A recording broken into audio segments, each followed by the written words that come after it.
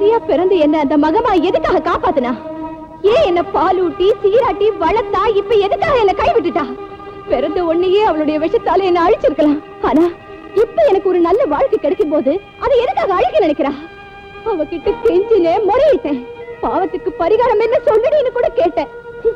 அவ ஊமை ஆயிட்டா. மங்களம் தருவாள் மகமாயின்னு சொல்றாங்களே, அவ சந்நிதியே சரணாகதின்னு கிடந்தேன். ஆனா அவ என்ன கைவிட்டுட்டா. நான் அனாதை ஆயிட்டேன்.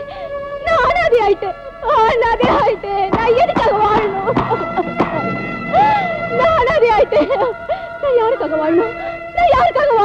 சொல்லுமா, சொல்லு. ஒன்னதான் கேக்குறேன். சொல்லுமா, சொல்லு.